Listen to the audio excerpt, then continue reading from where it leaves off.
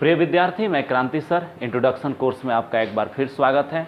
पिछली कक्षा में हम लोगों ने गॉस लॉ के एप्लीकेशन को स्टडी किया था और उसके कारण हम लोगों ने सिस्टम ऑफ चार्ज और कंटिन्यूस चार्ज डिस्ट्रीब्यूशन जैसे plane sheet, conducting plates, infinite charge rod के कारण इलेक्ट्रिक फील्ड का मान प्राप्त किया था। आज की कक्षा में हम स्टडी करने वाले हैं इलेक्ट्रिक पोटेंशियल और सिस्टम ऑफ चार्ज के कारण, किसी सिस्टम ऑफ चार्ज के कारण इलेक्ट्रिक पोटेंशियल का मान।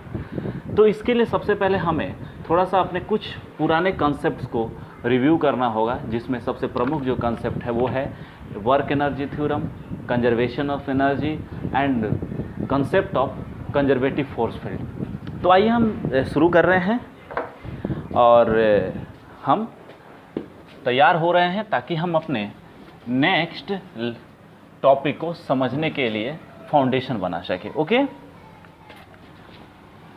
विद्यार्थी, आइए हम स्टार्ट कर रहे हैं न्यूटोनियन मैकेनिक्स से, ठीक है। और इस न्यूटोनियन मैकेनिक्स में हम न्यूटन के सेकंड लॉ ऑफ मोशन से शुरू कर रहे हैं।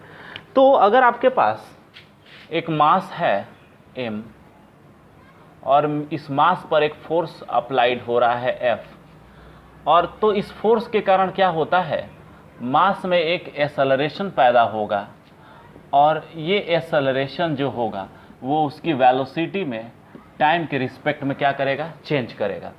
अगर इसकी इनिशियल वेलोसिटी vi है और फाइनल वेलोसिटी vf है, तो हम कह सकते हैं कि इनिशियल कंडीशन में इसकी काइनेटिक एनर्जी होगी 1/2 mvi², और फाइनल पोजीशन में जब ये फाइनल पोजीशन पर पहुंचता है, जिस पोजीशन को हम यहाँ डिनोट कर रहे हैं, इसका इनिशियल पोजीशन है ri वेक्टर और फाइनल पोजीशन हम लिखेंगे rf वेक्टर, तो इसकी काइनेटिक एनर्जी जो होगी फाइनल पोजीशन पर होगी 1/2 mvf², ठीक है।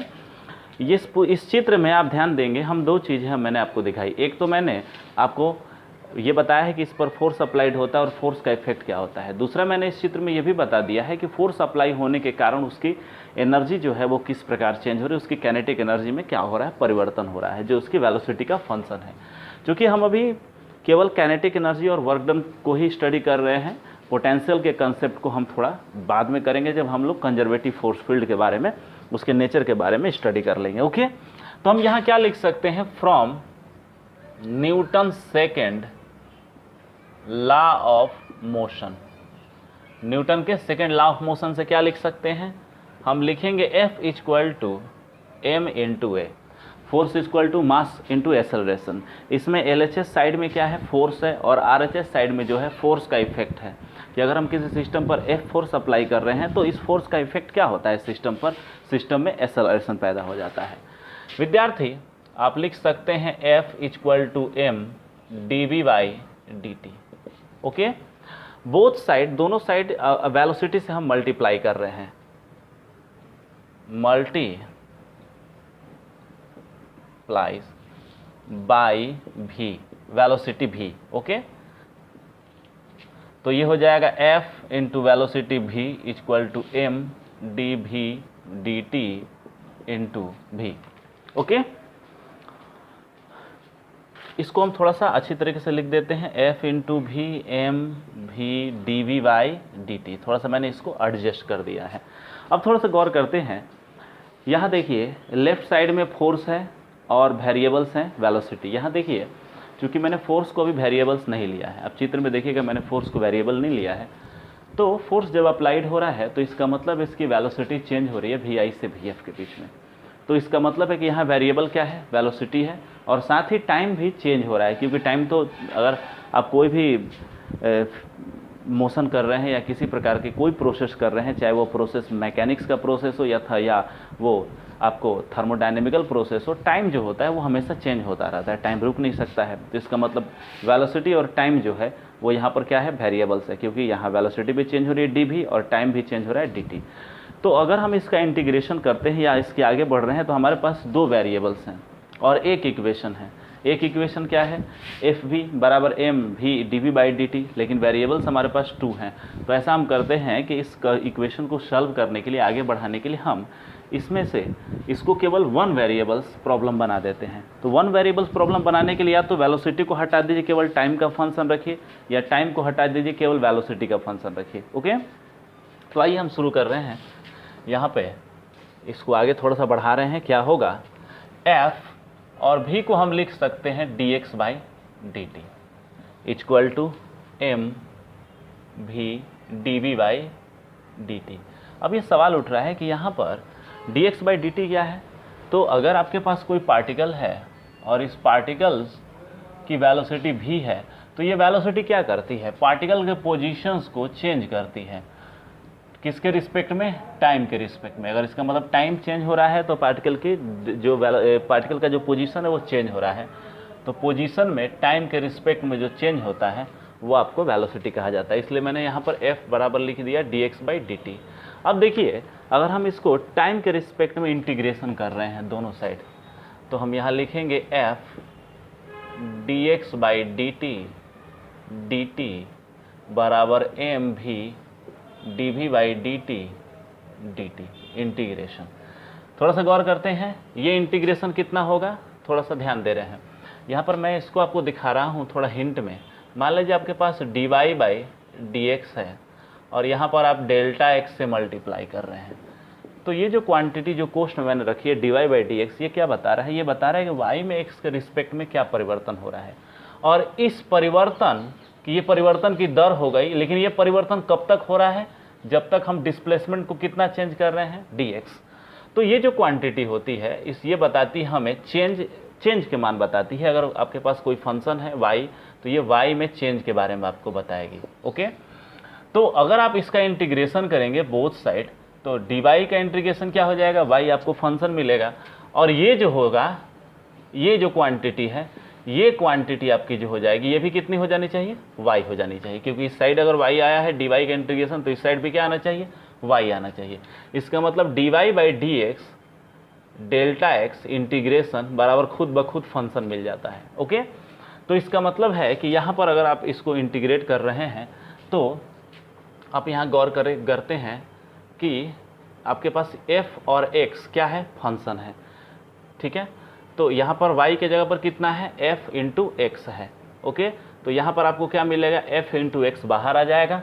और यहाँ पर आपको क्या मिलेगा, ये देखिए, यहाँ पर आपको मिलेगा m इंटू v और इंटू क्या हो जाएगा, dv, क्योंकि dt क्या हो जाएगा, कैंसिल हो जाएगा। ठीक है, इंटीग्रेशन यदि हम करते हैं, क्योंकि इंटीग्रेशन और डिफरेंशिएशन जो होता है वो एक दूसरे का इन्वर्स होता है और एक दूसरे को क्या कर देता है, कैंसिल कर देता है। मतलब ये d इस इंटीग्रेशन साइन को क्या कर देगा, कैंसिल कर देगा।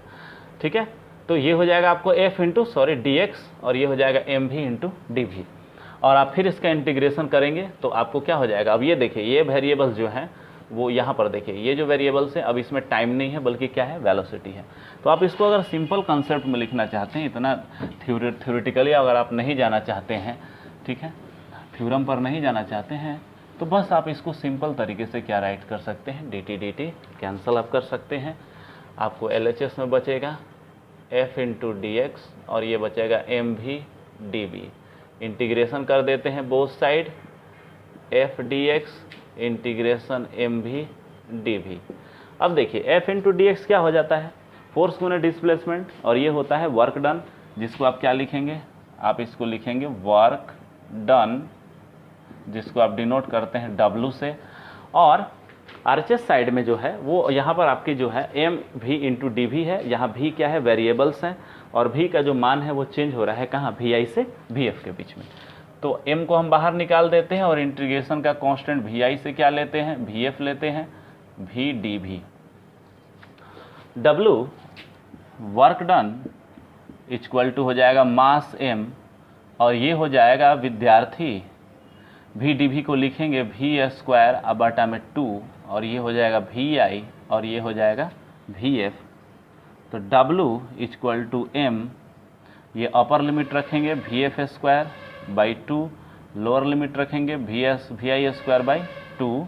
तो W बराबर कितना हो जाएगा, mvf²/2 माइनस mvi²/2। तो W बराबर आपका जो होगा वो होगा, ये काइनेटिक एनर्जी है kF और ये काइनेटिक एनर्जी ki। तो हम क्या लिख सकते हैं, इस प्रकार से हमको क्या मिला कि अगर हम किसी सिस्टम पर कोई वर्क कर रहे हैं या कोई फोर्स किसी सिस्टम पर लगकर वर्क कर रहा है, तो इसका मतलब है कि वह वर्क उसकी काइनेटिक एनर्जी में परिवर्तन करेगा। ओके, तो यहाँ पर हम लिख सकते हैं W बराबर डेल्टा के, और ये है वर्क एनर्जी थ्योरम। ओके, ये क्या हो गया? Work energy theorem. Work energy theorem बताता है कि यदि आप किसी सिस्टम पर वर्क कर रहे हैं या कोई फोर्स सिस्टम पर वर्क कर रहा है, तो सिस्टम की काइनेटिक एनर्जी जो होगी वो क्या होगी? चेंज करेगी। ओके, तो वर्क एनर्जी थ्योरम W बराबर डेल्टा के। ओके, कोई दिक्कत तो यहाँ तक नहीं होगा। थोड़ा सा अगर आप इसको स्क्रीनशॉट लेना चाहते हैं ताकि आप थोड़ा सा इसको फ्यूचर के लिए रख सकें तो आप ले सकते हैं। उसके बाद हम आ रहे हैं, एक कंसेप्ट हमारा है जिसमें हम स्टडी करेंगे कंजर्वेटिव फोर्स के बारे में, ठीक है, और फिर हम पोटेंशियल एनर्जी के कंसेप्ट को समझेंगे, पोटेंशियल एनर्जी के, ताकि हम इलेक्ट्रिक पोटेंशियल को समझ सकें। क्योंकि इस पूरे आज के पूरे लेक्चर का जो उद्देश्य है वो है हमको इलेक्ट्रिक पोटेंशियल और इलेक्ट्रिक पोटेंशियल एनर्जी के कंसेप्ट को समझने के लिए। ओके, तो चलिए हम शुरू कर रहे हैं थोड़ा सा एक फोर्स के बारे में, फोर्स के कुछ नेचर के बारे में with respect to the classical physics, classical physics के पॉइंट ऑफ व्यू से। ओके, तो मैं इसको मिटा सकता हूँ।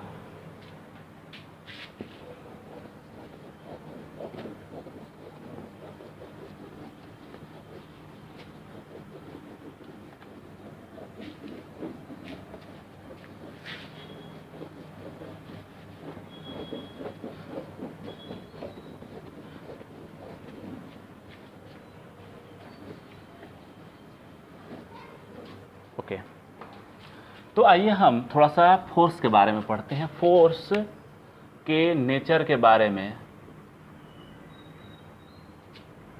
एनर्जी पॉइंट ऑफ व्यू से। तो एनर्जी पॉइंट ऑफ व्यू से हम फोर्स को दो प्रकार के फोर्स में डिवाइड करते हैं, एक कंजर्वेटिव और दूसरा होता है नॉन कंजर्वेटिव, ठीक है, और इनको हम बारी बारी से पढ़ेंगे। पहला है कंजर्वेटिव फोर्स और दूसरा है नॉन कंजर्वेटिव फोर्स। ओके, तो आइए सबसे पहले हम कंजर्वेटिव फोर्स को स्टडी करें, उसके बाद हम नॉन कंजर्वेटिव फोर्स को स्टडी करेंगे।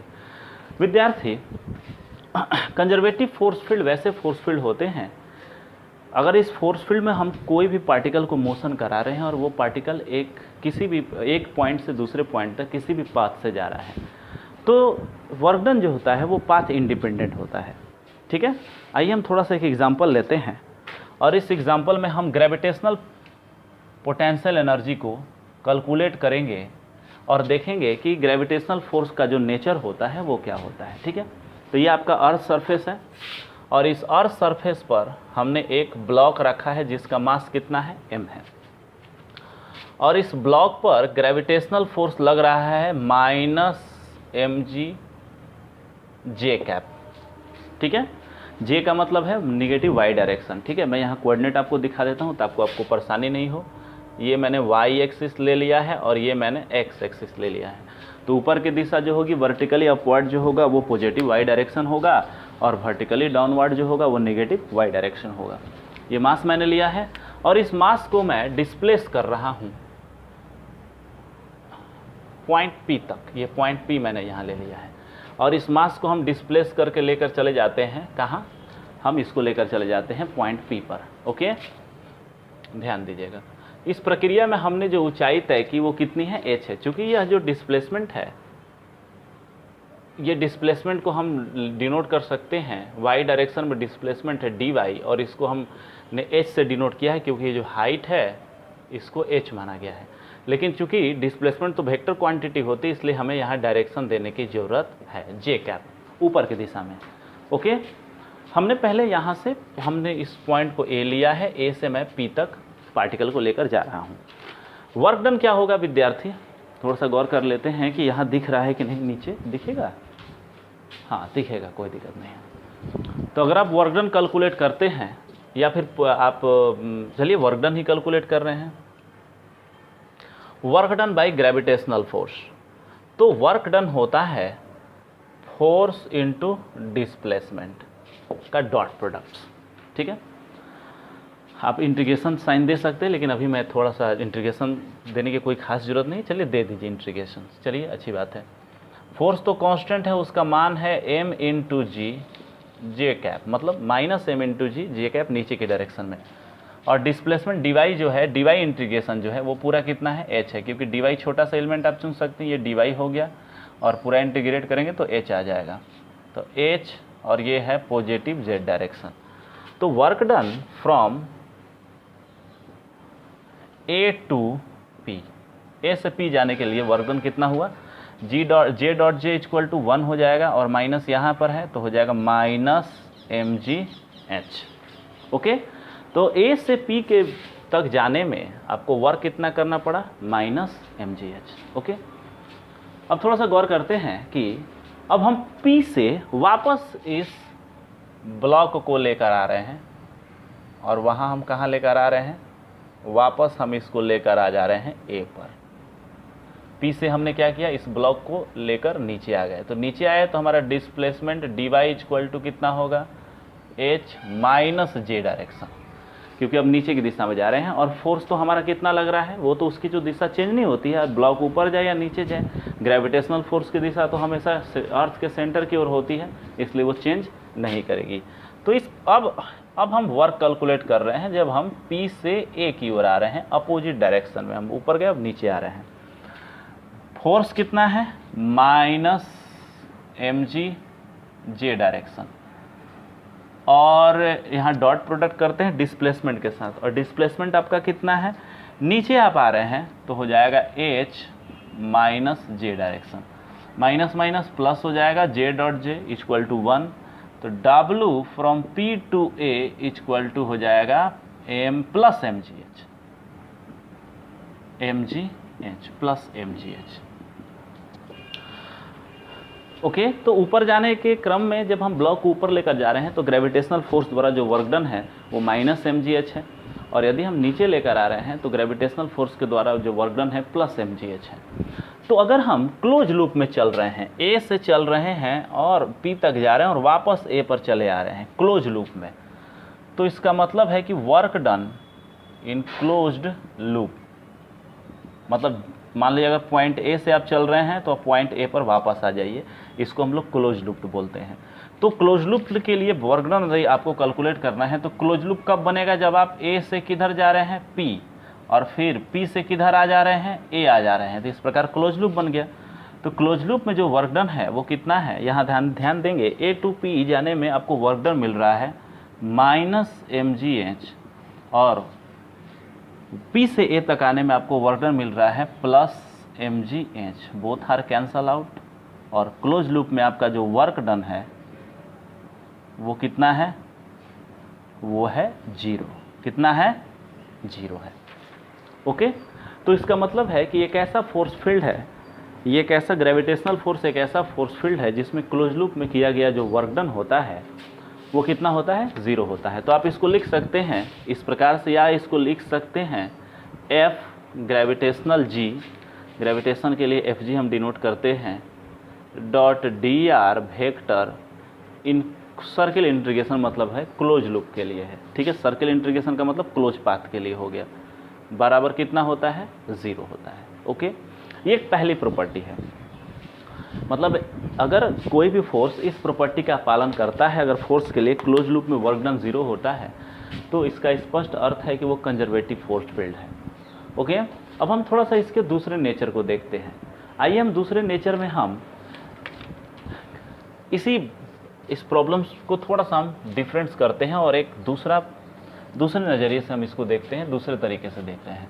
ओके विद्यार्थी, ये हमारा एक इंक्लाइन प्लेन हो गया, ये हमारा क्या है, एक इंक्लाइन प्लेन है, आप इसको माउंटेन भी कह सकते हैं, लेकिन मैंने इसको इंक्लाइन प्लेन लिया है। ओके, और इस इंक्लाइन प्लेन को मैंने यहाँ ले लिया, ये इंक्लाइन प्लेन का इंक्लाइनेशन एंगल थीटा है, इसका जो बेस है वो x है, और इसकी जो हाइट है वो कितनी है, h है। ओके, कोई दिक्कत? और इस पर एक मास जो है, हमने एक मास m लिया है, और ये पाथ 1 से 3 तक जाता है, डायरेक्ट 1 से किधर जाएगा, 3 तक जाएगा, और 1 से 3 तक इसको लेकर जा रहे हैं इस रास्ते, डायगोनल ये जो रास्ता है उससे, और इसको हम पाथ ए डिनोट करेंगे। क्या डिनोट करेंगे, पाथ ए। अब इस पाथ ए पर यदि हम ब्लॉक को 1 से 3 तक लेकर जा रहे हैं तो ग्रेविटेशनल फोर्स द्वारा वर्क डन कितना होगा। तो सबसे पहली बात तो ये है कि ग्रेविटेशनल फोर्स जो होता है वो हमेशा टुवर्ड्स सेंटर लगता है, नीचे की ओर लगता है, ये mg लगा, ओके, कोई दिक्कत। और यदि ये mg लगा तो यह mg जो है वो इस इंक्लाइन प्लेन के परपेंडिकुलर खींचे गए लाइन से कितना एंगल बना रहा है, थीटा बना रहा है। तो इसका मतलब है कि mg के दो कंपोनेंट होंगे, एक होंगे mg cos थीटा और दूसरा जो कंपोनेंट होगा mg sin थीटा, ओके। अब यहाँ पर देखिए ब्लॉक को आप क्या कर रहे हैं, डिस्प्लेस करा रहे हैं। क्या कर रहे हैं, डिस्प्लेस करा रहे हैं, ओके। तो डिस्प्लेस यदि आप ब्लॉक को करा रहे हैं 1 से 3 के बीच में, तो इसका मतलब है कि आप जिस रास्ते पर चल रहे हैं उसकी दिशा में उसके अनुदिश जो फोर्स लग रहा है वो कितना है, mg cos थीटा। दूसरा जो कंपोनेंट है, सॉरी mg sin थीटा, दूसरा जो कंपोनेंट है mg cos थीटा वो डिस्प्लेसमेंट के क्या है, परपेंडिकुलर है।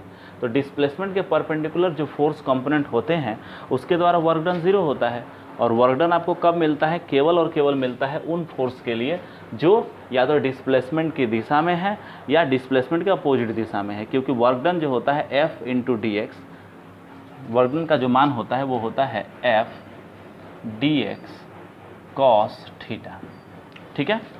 तो यहाँ पर गौर करते हैं, ये इसका मतलब है कि फोर्स की दिशा में ये F dx cos थीटा जो है वो डिस्प्लेसमेंट है फोर्स के डायरेक्शन में, ठीक है। जैसे यहाँ देख लीजिए, ये फोर्स F हो गया और ये आपका डिस्प्लेसमेंट dx हो गया, तो और ये एंगल थीटा होगा। तो dx का दो कंपोनेंट होगा ना, तो ये कंपोनेंट dx का कितना हो जाएगा, dx cos थीटा।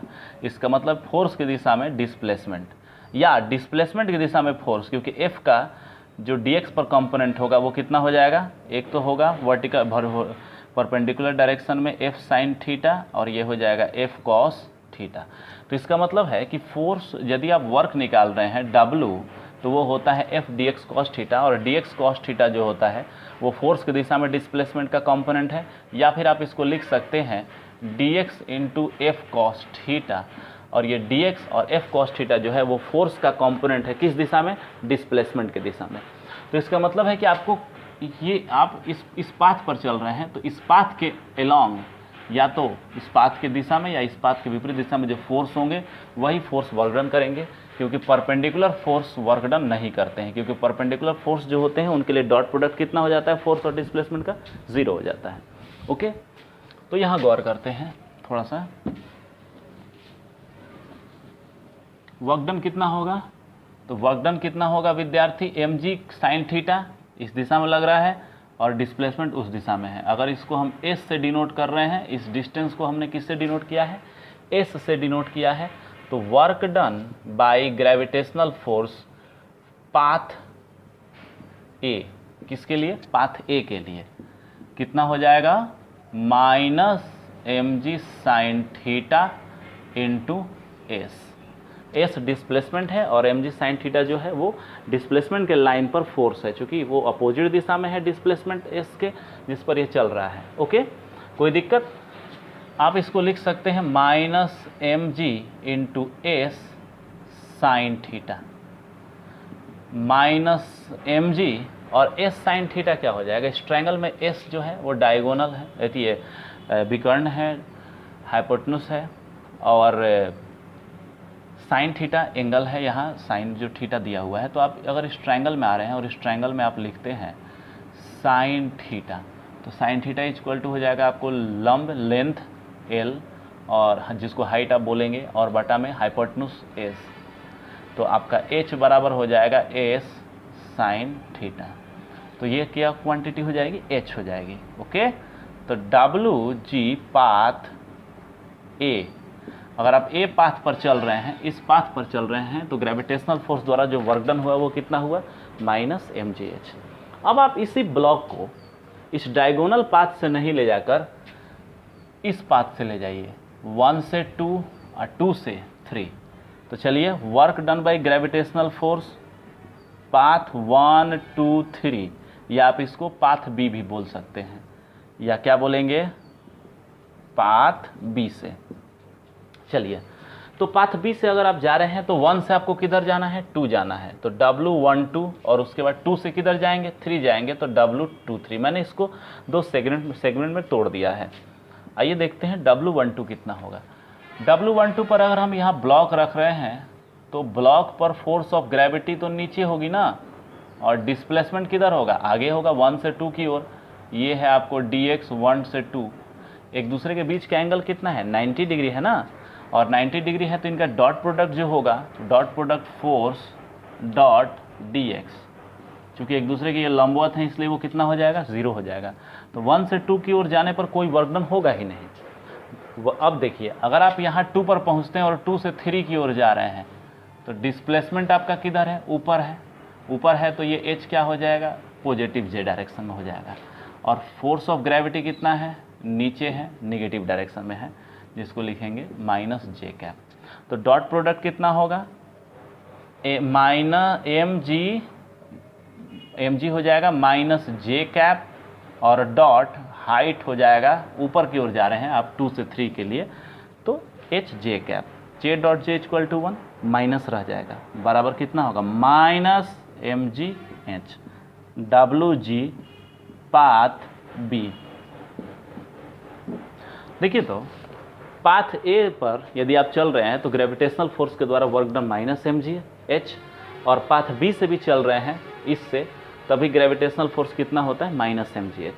तो यहाँ पर देखिए, तो जो ये वर्क डन है, इस ग्रेविटेशनल फोर्स के द्वारा जो वर्क डन है वो पाथ से क्या है, इंडिपेंडेंट है, पाथ पर डिपेंड ही नहीं कर रहा है। और इससे क्या निष्कर्ष निकल रहा है कि कंजर्वेटिव फोर्स फील्ड या ये जो ग्रेविटेशनल फोर्स हैं, ऐसे फोर्स हैं जो पाथ से इंडिपेंडेंट होते हैं, पाथ पर डिपेंड नहीं कर सकते हैं। मतलब आप इसको ऐसे दिखा सकते हैं कि अगर आपके पास एक ऐसा फोर्स फील्ड है जो फोर्स फील्ड ग्रेविटेशनल फोर्स की तरह है, जिसको हम कंजर्वेटिव फोर्स फील्ड भी, अब मैं इसको कंजर्वेटिव फोर्स फील्ड कह सकता हूँ, तो कंजर्वेटिव फोर्स फील्ड है। तो इस फोर्स फील्ड में यदि आप किसी एक पॉइंट ए से 1 से 2 की ओर जा रहे हैं और कोई भी आप पथ तय कर रहे हैं, कोई भी पाथ ए से जाओ, पाथ बी से जाओ, पाथ सी से जाओ, और अगर आपका स्टार्टिंग पॉइंट और एंडिंग पॉइंट एक ही है, स्टार्टिंग पॉइंट यहाँ क्या है 1, एंडिंग पॉइंट क्या है 2 है, तो आप किसी भी पथ पर जाइए, कैसे भी पाथ को चुनिए, आपके द्वारा जो वर्क डन होगा पाथ ए के लिए वो बराबर होगा पाथ बी के लिए, और वो बराबर होगा पाथ सी के लिए। इसका मतलब होता है कि वर्क डन जो होगा वो क्या होगा, पाथ इंडिपेंडेंट हो जाएगा। ओके, तो ऐसे फोर्स फील्ड को हम लोग कहते हैं कंजर्वेटिव फोर्स फील्ड। ठीक है, जो दो प्रकार के रूल्स का पालन करना चाहिए, एक तो क्लोज लूप में वर्क डन 0 होना चाहिए, और सेकंड पाथ इंडिपेंडेंट होना चाहिए। ओके, कोई दिक्कत? तो चलिए हम यहाँ पर राइट कर लेते हैं कंजर्वेटिव फोर्स फील्ड होते क्या हैं। तो चलिए, कंजर्वेटिव फोर्स फील्ड के बारे में हमको मिल गया और हम इसको राइट कर रहे हैं। और कंजर्वेटिव फोर्स फील्ड के लिए क्या होता है, क्लोज लूप में जो वर्क डन होता है वो कितना होना चाहिए, 0 होना चाहिए, और साथ ही पाथ इंडिपेंडेंट होना चाहिए। Work done will B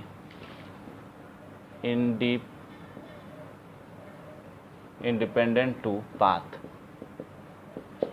okay, work done क्या होना चाहिए, इंडिपेंडेंट टू पाथ होना चाहिए। मतलब अगर आप पाथ 1 से पाथ 2 तक जा रही हैं और किसी भी रास्ते से आप जाइएगा, पाथ ए से जाइए, पाथ बी से जाइए, पाथ सी से जाइए, और यहाँ पर जो फोर्स फील्ड हैं वो फोर्स फील्ड कैसे होने चाहिए, वो फोर्स फील्ड होने चाहिए कंजर्वेटिव फोर्स फील्ड।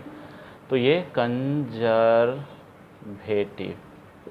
इसको सी द्वारा डिनोट कर देते हैं, एफ सी का मतलब होता है कंजर्वेटिव फोर्स फील्ड। तो ये क्या होना चाहिए, W A equal to W B equal to W सी।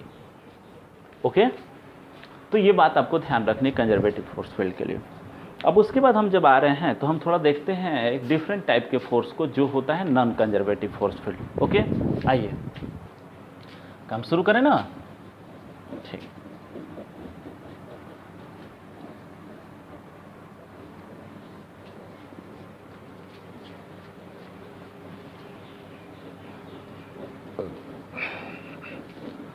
इसमें हम आपको एक फोर्स लेंगे जिसको हम लोग कहते हैं फ्रिक्शन फोर्स, और साथ ही हम एक फोर्स फंक्शन लेंगे, मैथमेटिकल फंक्शन, और हम उसको चेक करेंगे कि वो कंजर्वेटिव है कि नॉन कंजर्वेटिव। ओके, चलिए नॉन कंजर्वेटिव फोर्स फील्ड, आइए हम फ्रिक्शन फोर्स लेते हैं। फ्रिक्शन फोर्स को थोड़ा सा देखते हैं, ये कैसा फोर्स होता है। विद्यार्थी, हमारे पास एक ट्रैक है और ये ट्रैक जो है उसका फ्रिक्शन कोफिशिएंट जो है वो कितना है, म्यू है। ये है फ्रिक्शन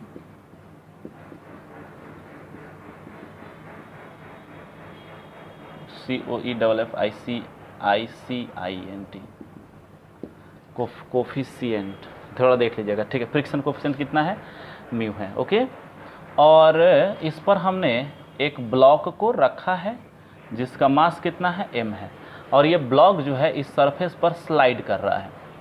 तो अगर इसकी रिलेटिव वेलोसिटी जो है, अगर वो पॉजिटिव डायरेक्शन में, हॉरिजॉन्टल पॉजिटिव डायरेक्शन में है, तो फ्रिक्शन का डेफिनेशन होता है कि एक ऐसा फोर्स होता है जो रिलेटिव मोशन के अपोजिट डायरेक्शन में हमेशा लगता है। अगर रिलेटिव मोशन पॉजिटिव डायरेक्शन में है तो वो निगेटिव डायरेक्शन में लगेगा। ओके, तो फ्रिक्शन फोर्स जो है उसकी दिशा जो होगी रिलेटिव वेलोसिटी के विपरीत होगी, और इसको हम लोग F से डिनोट करते हैं, और इसका मान होता है म्यू इंटू एन। अब देखिए एन क्या है, नॉर्मल फोर्स है। अब यदि इस ब्लॉक का एक्सेलरेशन या इस ब्लॉक का जो मोशन है हॉरिजॉन्टल डायरेक्शन में है, वर्टिकल डायरेक्शन में किसी प्रकार का मोशन नहीं है, तो हम कह सकते हैं कि n बराबर क्या होगा, mg होगा, और इसलिए फ्रिक्शन फोर्स जो हो जाएगा वो हो जाएगा म्यू mg। इसकी जो दिशा होगी वो किधर होगी, निगेटिव हॉरिजॉन्टल डायरेक्शन या माइनस आई कैप की दिशा में, और डिस्प्लेसमेंट आपका जो है, जिसको हम चूँकि वन डायमेंशन प्रॉब्लम हम ले रहे हैं, तो डिस्प्लेसमेंट जो है उसकी जो दिशा है वो पॉजिटिव एक्स एक्सिस की ओर है, हॉरिजॉन्टल डायरेक्शन में, पॉजिटिव हॉरिजॉन्टल डायरेक्शन में। तो डिस्प्लेसमेंट आपका हो जाएगा dx vector equal to dx I cap. यदि आप वर्क डन कैलकुलेट कर रहे हैं, और ये वर्क डन आप कैलकुलेट करेंगे तो आप इसको ऐसे डिनोट करेंगे, ये पॉइंट A हो गया और यहाँ आप पहुँच रहे हैं पॉइंट P पर, ठीक है, ब्लॉक पॉइंट P पर पहुँच जा रहा है। तो work done from A to P, from A to P, थोड़ा सा गौर कर रहे हैं, A से हम P की ओर जा रहे हैं, तो हो जाएगा आपको फोर्स होगा, फोर्स इंटू डिस्प्लेसमेंट होगा, force dot displacement mu mg minus I cap dot dx I cap, I dot I equal to 1 minus रह जाएगा, तो हो जाएगा minus mu mg into dx। तो W A2 क्या हो गया, P हो गया। ये आपको वर्क डन मिला A टू P जाने में, क्योंकि डिस्प्लेसमेंट मैंने dx लिया, आप डिस्प्लेसमेंट को x भी ले सकते हैं, मैंने dx लिया है। अब एक काम करते हैं कि यदि हम वापस P से A की ओर आ रहे हैं, अब रिटर्न जर्नी के लिए हम देख रहे हैं, हम कहाँ हैं, हम पहुँच गए हैं P पर, और वापस कहाँ आना चाहते हैं, A पर। तो इस बार हमारे relative velocity negative x direction में होगी, और इस कारण हमारा जो फ्रिक्शन फोर्स होगा वो पॉजिटिव x डायरेक्शन में हो जाएगा। तो F बराबर हो जाएगा म्यू mg आई कैप, और हमारा डिस्प्लेसमेंट जो होगा वो अब विपरीत दिशा में हो गया, माइनस आई कैप। अब थोड़ा सा गौर करते हैं, यदि हम वर्क डन निकालते हैं फ्रॉम P टू A आने के लिए, तो फोर्स होगा mu mg I cap dot displacement होगा dx minus I cap, I dot I equal to 0, minus रह जाएगा, तो W P to A equal to हो जाएगा म्यू mg इंटू dx, लेकिन यहाँ माइनस साइन क्या हो गया, बच गया। अब देखिए, तो यदि आप क्लोज लूप में वर्क डन निकालना चाहते हैं, मतलब आप A से चले P पर पहुँचे और वापस कहाँ पहुँच गए, A पर पहुँच गए, तो वर्क डन क्लोज्ड लूप बराबर W A टू P, और फिर वापस return journey P to A, minus mu mg dx और माइनस म्यू mg dx। देख रहे हैं, देखिए तो ये कटेगा, कैंसिल होगा, नहीं ना होगा, तो इसका मतलब W closed loop is not equal to क्या होगा, 0, जबकि कंजर्वेटिव फोर्स के लिए क्या होता था, क्लोज लूप में वर्क डन 0 होता था। तो इसलिए हम लिख सकते हैं कि अगर कोई फोर्स नॉन कंजर्वेटिव है, कैसा है, नॉन कंजर्वेटिव, n से नॉन, C से कंजर्वेटिव, तो इसका जो क्लोज लूप में इस फोर्स द्वारा जो वर्क डन होगा वो 0 नहीं होगा। ओके, तो यहाँ ध्यान रखना है कि यदि आप किसी नॉन कंजर्वेटिव फोर्स फील्ड में हैं और यदि आप उसमें क्लोज लूप बना रहे हैं तो आपका वर्क डन उसमें 0 नहीं होगा, या अगर किसी फोर्स फील्ड में आपका क्लोज लूप में वर्क डन 0 नहीं होता है तो वो फोर्स फील्ड जो होते हैं वो नॉन कंजर्वेटिव होते हैं। थोड़ा सा गौर करते हैं, पाथ पर इसका जो डिपेंडेंस होता है उसको हम यहाँ देखेंगे। तो हम एक काम करते हैं,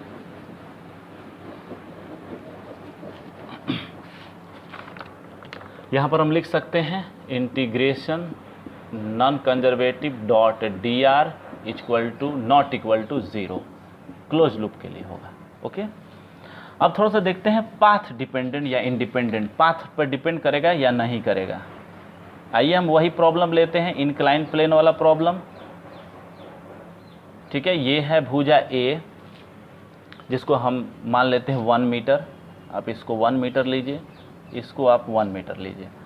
बेस 1 मीटर, हाइट 1 मीटर, तो जाहिर तौर पर इसका डायगोनल जो होगा वो हो जाएगा √2 मीटर।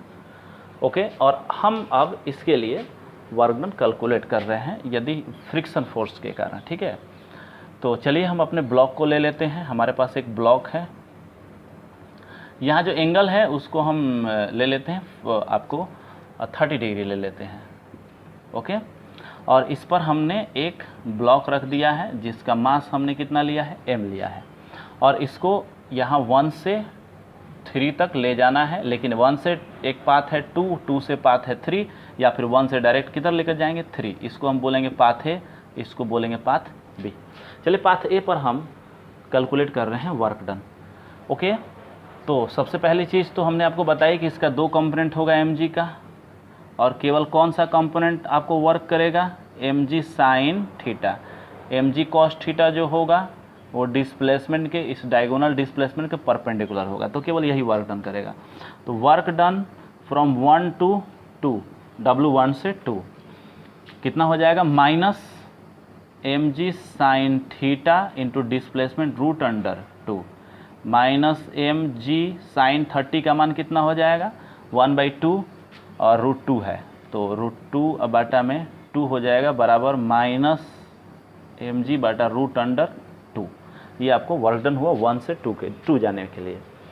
अगर आप 1 से 3 जाने के लिए, 1 से 3 इस डायगोनल पाथ के लिए मैंने 1 से 2 लिख दिया था। अब देखिए 1 से 2 जाइए, 1 से 2 जाने के क्रम में देखिए आपका डिस्प्लेसमेंट जो है वो इस दिशा में है और आपका फोर्स जो है वो उसके परपेंडिकुलर दिशा में, तो डॉट प्रोडक्ट कितना होगा, 0 हो जाएगा। तो W1 से 2 के लिए जो होगा, यहाँ देखते हैं, ज़्यादा नीचे दिखेगा भी नहीं, मेरे हाथ में ये डस्टर,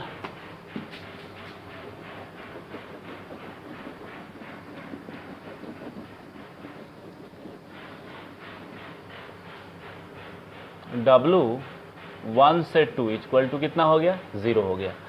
W2 to 3, 2 से 3 जाने के लिए देखिए डिस्प्लेसमेंट कितना है, ऊपर है ना, ऊपर की दिशा में, और फोर्स ऑफ ग्रेविटी किधर लग रही है, नीचे की दिशा में। तो इसका मतलब वर्क डन निगेटिव होगा, क्योंकि दोनों एक दूसरे के विपरीत हैं, डिस्प्लेसमेंट और फोर्स एक दूसरे के विपरीत है, तो डॉट प्रोडक्ट जो होगा वो निगेटिव होता है, क्योंकि f dx cos 180 का मान -1 हो जाता है।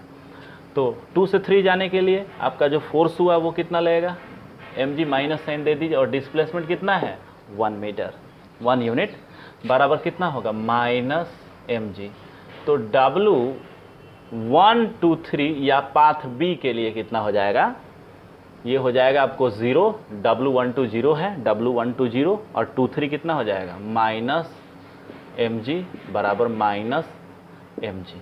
देखिए तो 1 से 3 जा रहे हैं अगर डायगोनल पाथ पर, तो वर्क डन हो रहा है -mg/√2, और यदि आप 1 से 2 और 2 से 3 जा रहे हैं तो हो रहा है -mg। Both are not equal, तो इसका मतलब WA not equal to WB। इसका मतलब है जो वर्क डन है वो पाथ डिपेंडेंट है। अगर आप डिफरेंट पथ से जाते हैं तो आपको वर्क डन डिफरेंट करना होगा। ठीक है, अगर आप इसका मतलब है, जबकि हम कंजर्वेटिव फोर्स फील्ड में देखे थे कि अगर हम किसी भी पाथ से जाएं, अगर स्टार्टिंग और एंडिंग पॉइंट हमारा सेम था तो वर्क डन हमारा 0 हो रहा था, मतलब कुल वर्क डन जो था वो पाथ से इंडिपेंडेंट था। आप किसी भी पाथ से जाइए, लेकिन नॉन कंजर्वेटिव फोर्स के लिए ऐसा होता है कि फोर्स जो होते हैं पाथ डिपेंडेंट होते हैं। ओके, तो यहाँ पर आप लिख सकते हैं, क्या लिख सकते हैं, आप लिखेंगे नॉन कंजर्वेटिव फोर्स के लिए दूसरा जो शर्त है, work done will B path dependent. Okay, इसका मतलब है कि अगर आप किसी नॉन कंजर्वेटिव फोर्स फील्ड में हैं, ये फोर्स फील्ड आपको नॉन कंजर्वेटिव है, तो यदि आप स्टार्टिंग पॉइंट 1 और एंडिंग पॉइंट 2 है और अब डिफरेंट रास्ते से जा रहे हैं, path A, path B, path C, तो WA not equal to WB और नॉट इक्वल टू क्या होगा, WC। पाथ पर डिपेंड करेगा, डिफरेंट पाथ पकड़ेंगे, डिफरेंट आपको वर्क डन करना पड़ेगा। ओके, कोई दिक्कत? तो अगर आप इसको थोड़ा सा इसका आप इसका स्क्रीनशॉट लेना चाहते हैं तो ले सकते हैं, ले लीजिए।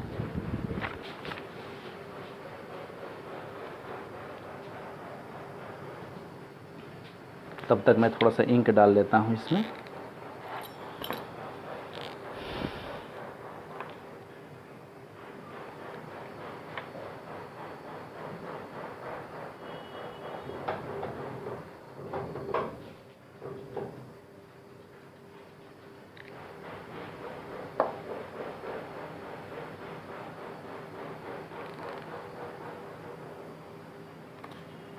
हो गया?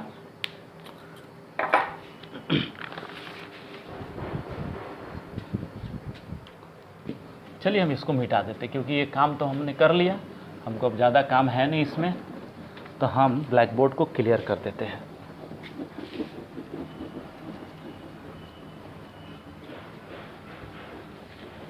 थोड़ा सा हम एक फोर्स फील्ड ले रहे हैं, मैथमेटिकल फंक्शन हम लेते हैं और हम चेक कर रहे हैं कि ये मैथमेटिकल जो फंक्शन है, ये फंक्शन कैसे फील्ड को डिनोट कर रहा है। ओके,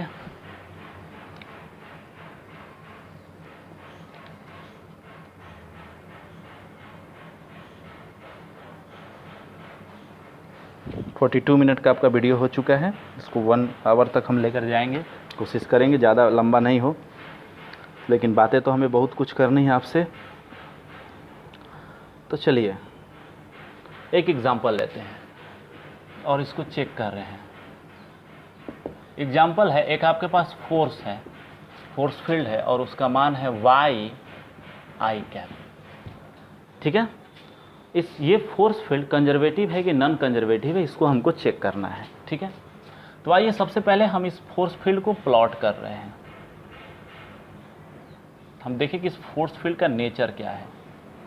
ये हमारा है x एक्सिस और ये हमारा है y एक्सिस।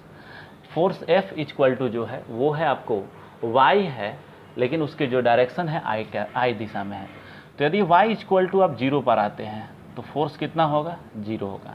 मैं फोर्स को एक एरो की तरह दिखाऊंगा, ये एरो का जो लेंथ है ये मैग्नीट्यूड बताएगा और इसका जो डायरेक्शन है, ये तीर का जो चिन्ह है वो आपको डायरेक्शन बताएगा। ठीक है, अगर एरो का जो लेंथ है बढ़ रहा है तो इसका मतलब है कि मैग्नीट्यूड बड़ा है, और यदि ये बिंदु पॉइंट की तरह अगर हम कहीं दिखाएंगे तो इसका मतलब है वहाँ पर फोर्स फील्ड का जो मान है 0 है। तो यहाँ देखिए फोर्स फील्ड का मान कितना है, 0 है।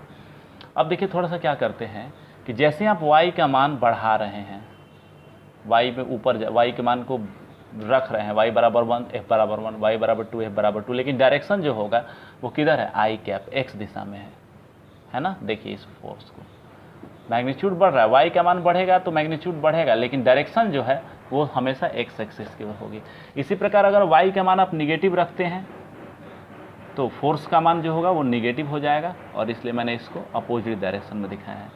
तो ये आपका एक फोर्स फील्ड है, और ये फोर्स फील्ड हमको चेक करना है कि ये कंजर्वेटिव है कि नॉन कंजर्वेटिव है। तो इसके लिए हमको सबसे पहले क्या करना होता है, क्लोज लूप हम चुन लेते हैं और इस क्लोज लूप में हम वर्क डन निकाल रहे हैं। अगर क्लोज लूप में वर्क डन का मान 0 होता है तो ये फोर्स फील्ड कंजर्वेटिव है, अगर नॉन 0 होगा तो नॉन कंजर्वेटिव है। ओके, तो चलिए हम एक लूप चुन रहे हैं और इस लूप को मैं थोड़ा सा सॉलिड लाइन से दिखाऊंगा। ठीक है, ओके, ये देखिए मैंने एक लूप चुन लिया, ये जो है डायरेक्शन में दिखा रहा हूँ, लूप का डायरेक्शन, इसलिए मैंने इसको सॉलिड एरो द्वारा मैं दिखा रहा हूँ। ठीक है, ये पॉइंट हम ले रहे हैं 0,0, ये पॉइंट है 1,0, क्योंकि इस पर x का मान 1 हमने ले लिया, y का मान 0 है। ये है 1,1, और ये है 0x का मान और y का मान 1 है। ये हमारा जो है ये हम यहाँ पॉइंट दे रहे हैं ABCD, हमारा कर्व क्या है ABCD ए कर्व है। ये जो डिस्प्लेसमेंट है इसको हम लिखेंगे dx i डायरेक्शन, और इसका जो मान है x पर कहाँ से कहाँ वैरी कर रहा है 0 से 1। B से C जा रहे हैं तो इस डिस्प्लेसमेंट को हम लिखेंगे dy, ये डिस्प्लेसमेंट हमारा कितना होगा dy j डायरेक्शन, y का मान 0 से 1 होगा। अगर आप इस पर आ रहे हैं तो ये हमारा जो डिस्प्लेसमेंट होगा इसको हम लिखेंगे dx, लेकिन ये माइनस i डायरेक्शन में, क्योंकि आप C से D जा रहे हैं तो नेगेटिव डायरेक्शन में आप जा रहे हैं, और x का जो मान चेंज हो रहा है वो 1 से कहाँ हो रहा है 0 हो रहा है। और यदि आप D से A आ रहे हैं तो इसका मतलब है कि आप केवल y डायरेक्शन में डिस्प्लेसमेंट कर रहे हैं, लेकिन आप नीचे आ रहे हैं इसलिए अपोजिट डायरेक्शन, तो माइनस j मैंने लिख दिया है। आपका y का मान 1 से क्या हो रहा है 0 आ रहा है। अब इस पर आपको वर्क डन निकालना है, तो work done in loop ABCD close कर दे रहे हैं, ठीक है, या आप इसको ऐसे भी लिख सकते हैं। क्या होगा A से B जाइए, A से B जाइएगा, डिस्प्लेसमेंट की दिशा जो है वो x डायरेक्शन में है, लेकिन हम इस कर्व पर A से B जा रहे हैं तो y बराबर हम कहाँ पर है 0 पर है ना, तो यहाँ तो कोई फोर्स फील्ड है ही नहीं, क्योंकि यहाँ तो मैंने बिंदु की तरह दिखाया तो इस पर कोई फोर्स फील्ड है नहीं। तो integration y dx loop A to B, okay, मैं इसको लिखूंगा, ठीक है, i डायरेक्शन ये हो गया, और ये जो है y का जो मान है 0 है, तो इसलिए ये वाला जो फर्स्ट टर्म हो जाएगा वो 0 हो जाएगा। उसके बाद आप कहाँ से आ रहे हैं B से C आ रहे हैं, तो B से C आ रहे हैं तो फोर्स का जो मान है वो देखिए, फोर्स की जो दिशा है y i डायरेक्शन में है, और डिस्प्लेसमेंट जो आपका है वो j डायरेक्शन में है, तो i dot j equal to कितना होगा 0, तो ये भी टर्म कितना हो जाएगा 0, प्लस उसके बाद लूप कहाँ से C से D, ये हो गया आपको B से C, लूप C से D के बीच में आ रहे हैं, तो C से D के बीच में आ रहे हैं, force field positive, displacement negative, तो y i direction into dx minus i direction. चूँकि यहाँ वेरिएबल्स क्या है dx है, dx के रिस्पेक्ट में हम इंटीग्रेशन कर रहे हैं, तो हमारा लोअर लिमिट क्या हो जाएगा x बराबर 1, और अपर लिमिट x बराबर हम कहाँ जा रहे हैं 0 पर, ओके, तो c बराबर 1 से d बराबर 0 तक, और प्लस आप लूप किस पर आइए, आप आइए d से a तक, d से a तक आइए, देखिए डिस्प्लेसमेंट जो है वो किधर है dy माइनस j डायरेक्शन, और डॉट प्रोडक्ट और फोर्स जो है वो तो पहले ही से है i डायरेक्शन में, i dot j equal to कितना हो जाएगा 0, डॉट प्रोडक्ट जो होगा ऑर्थोगोनल यूनिट वेक्टर का 0 होता है। तो यहाँ पर ये टर्म y बराबर 0 के लिए 0 हो गया, ये टर्म 0 हो गया क्योंकि y और डिस्प्लेसमेंट और फोर्स जो है परपेंडिकुलर हैं, और लास्ट टर्म भी इसीलिए 0 है क्योंकि डिस्प्लेसमेंट और फोर्स जो है परपेंडिकुलर हैं, तो आपको केवल एक टर्म बच रहा है, ये 0 0 0, ये केवल टर्म बच रहा है, और ये टर्म कितना हो जाएगा y बाहर हम निकाल देते हैं, चूँकि ये y हम बाहर निकाल देते हैं, और dx का इंटीग्रेशन कितना हो जाएगा x हो जाएगा, और अब छोड़िए इंटीग्रेशन करने की ज़रूरत क्या है, ये वाला जो मान है ये नॉन जीरो होगा ही, जीरो तो होगा नहीं, तो इसका मतलब है कि क्लोज लूप में जो वर्क डन है ABCDA वो कितना हो जाएगा नॉट इक्वल टू 0 होगा। एक टर्म बच गया, जो थर्ड टर्म है वो बच जा रहा है, बाकी सारे टर्म 0 हो जा रहे हैं, लेकिन एक टर्म बच जा रहा है इसलिए वो नॉन जीरो हो जाएगा। और इसका स्पष्ट अर्थ है कि f बराबर y i डायरेक्शन जो होगा वो नॉन कंजर्वेटिव फोर्स फील्ड होंगे, ओके। तो इस प्रकार से आपने इस फोर्स फील्ड को क्या कर लिया है, समझ लिया है, ठीक है।